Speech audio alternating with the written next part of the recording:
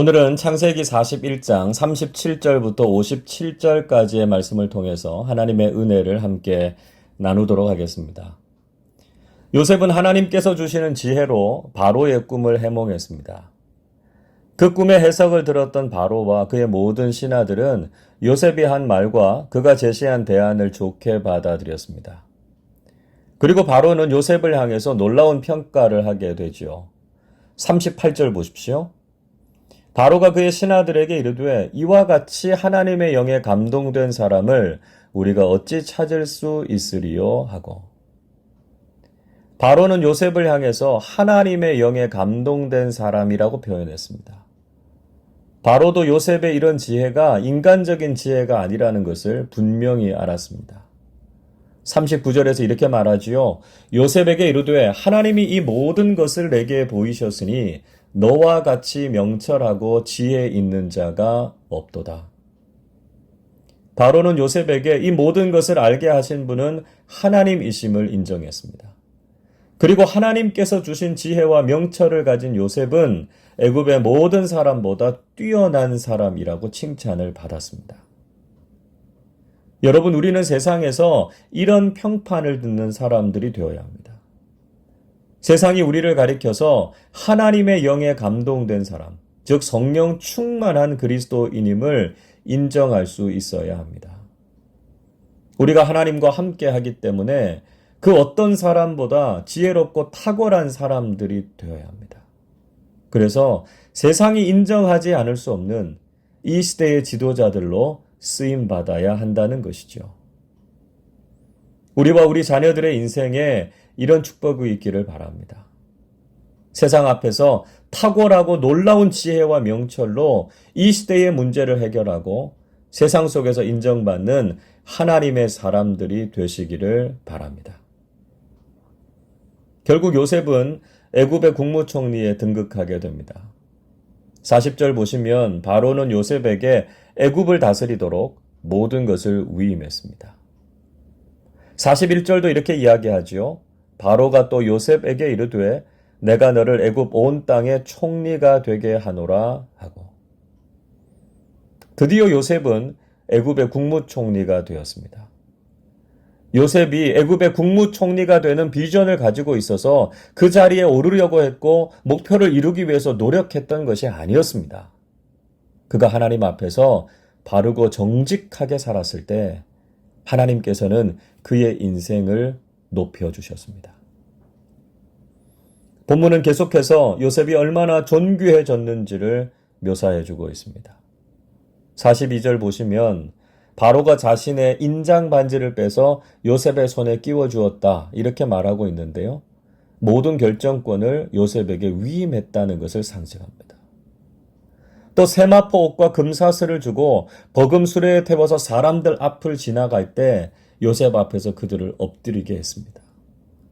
요셉의 인생을 존귀하게, 그리고 사람들로부터 존경과 높임을 받는 인생으로 세워주셨습니다. 44절은 이렇게 말씀합니다. 바로가 요셉에게 이르되 나는 바로라 애굽 온 땅에서 내 허락이 없이는 수족을 놀릴 자가 없으리라 이야기하죠. 이전에 요셉은 노예로 팔리고 감옥에 갇히면서 자기 마음대로 자신의 몸 하나 움직일 수 없는 처지였습니다. 그러나 이제는 요셉의 허락이 없이는 애굽 온 땅에 수족을 놀릴 자가 없을 정도로 그의 인생이 완전히 역전되는 상황을 맞이하게 된 것이죠. 하나님께서 주시는 반전의 은혜가 얼마나 놀라운가 하는 것을 깨닫게 됩니다. 45절에서 요셉에게 사브낫 바네아라고 하는 이름을 주지요. 그리고 온의 제사장 보디베라의 딸인 아스낫을 그에게 아내로 주었습니다.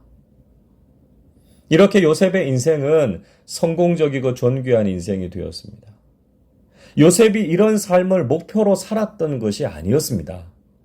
오직 그는 하나님께서 주신 비전을 가슴에 품고 13년이라는 시간을 묵묵히 하나님 앞에서 정직하고 바르게 살았습니다. 그가 하나님을 신뢰하고 살았던 결과가 모든 사람들이 흠모할 만한 존귀하고 아름다운 인생이 된 것이죠. 여러분, 우리도 비록 힘들고 어려운 상황에 있지만 하나님께서 주신 비전을 간직하실 수 있기를 바랍니다. 그리고 하나님께서 우리를 영광스럽게 하실 그날을 소망하면서 하나님 앞에서 바르고 정직하게 살아가실 수 있기를 바랍니다. 요셉이 예언했던 대로 7년간의 풍년이 찾아왔습니다. 요셉은 풍년을 그저 즐기기만 한 것이 아니라 흉년을 대비해서 준비하는 일을 했습니다. 48절 49절 이렇게 말씀합니다. 요셉이 애굽 땅에 있는 그 7년 곡물을 거두어 각 성에 저장하되 각 성읍 주위의 밭에 곡물을 그 성읍 중에 쌓아두매 쌓아둔 곡식이 바다 모래같이 심이 많아 세기를 그쳤으니 그 수가 한이 없음이었더라. 우리는 요셉의 모습 속에서 풍년의 때를 사는 지혜를 배워야 합니다. 분명히 우리 인생에도 풍년이 있을 수 있습니다. 그러나 풍년의 때를 즐기고 누리는 데에만 다 써버린다면 언젠가 찾아올 인생의 흉년에는 먹을 것이 없을 수도 있습니다. 우리는 풍년을 주신 하나님께 감사하면서 미래를 대비하는 지혜를 가져야 합니다. 요셉의 인생에도 풍년이 찾아왔죠. 그가 애굽의 총리로서 부와 명예를 누렸을 뿐만 아니라 아들들을 낳아서 그 가정에도 풍년이 찾아왔습니다. 51절 이렇게 말씀합니다. 요셉이 그의 장남의 이름을 므낫세라 하였으니 하나님이 내게 내 모든 고난과 내 아버지의 온 집 일을 잊어버리게 하셨다 하며. 요셉은 큰아들을 낳고 그의 이름을 므낫세라고 지었습니다. 므낫세라는 이름의 뜻은 잊어버림이라고 하는 뜻입니다. 자신이 그동안 겪은 고난과 상처를 하나님께서 다 잊게 하셨다는 것입니다. 하나님께서 요셉의 인생에 치유와 회복을 허락해 주신 것이죠. 과거의 상처와 아픔이 지워지지 않는다면 치유와 회복을 경험할 수 없습니다. 요셉은 자신의 큰아들을 낳고 자신의 인생에 있었던 모든 상처들이 눈 녹듯이 사라지는 것을 경험하게 된 것이었습니다.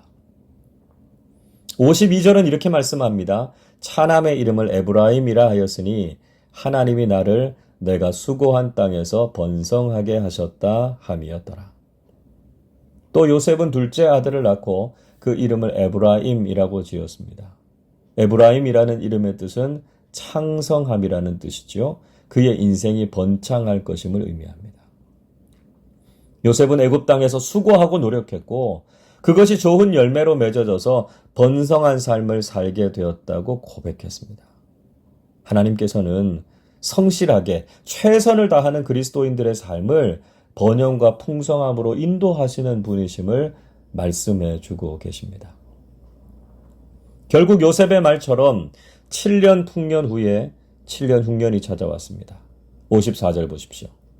요셉의 말과 같이 7해 흉년이 들기 시작하매 각국에는 기근이 있으나 애굽 온 땅에는 먹을 것이 있더니.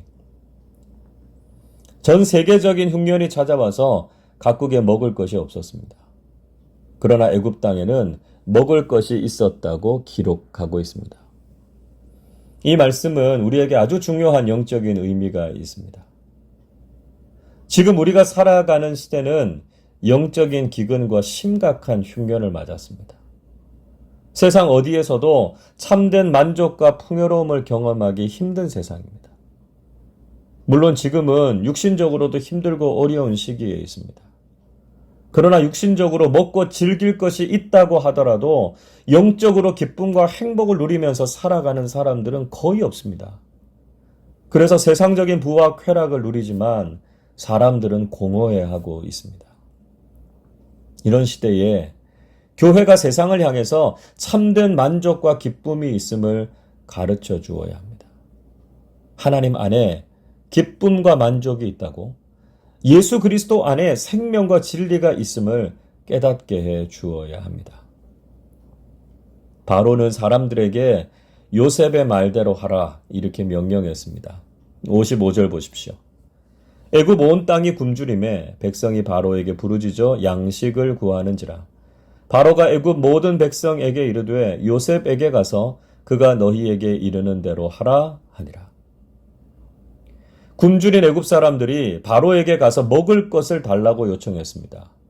그러자 바로는 요셉에게 가서 요셉이 말하는 대로 하라고 말했습니다.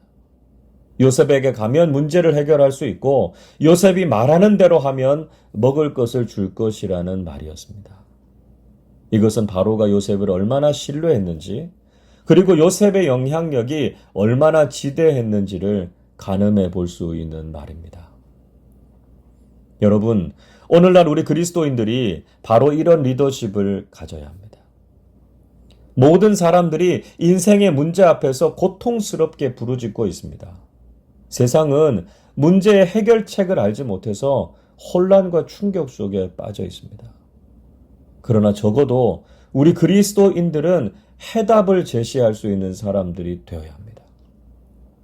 세상 사람들이 교회와 그리스도인들에게로 가면 진정한 인생의 해답이 있다는 것을 인정해야 합니다. 그래서 우리가 깨달은 진리를 통해서 세상을 살리는 사람들이 되어야 합니다. 지금도 세상은 죽겠다고 아우성을 치고 있습니다. 교회와 우리 그리스도인들이 이 시대의 요셉처럼 하나님의 영에 감동된 사람들이 되실 수 있기를 바랍니다.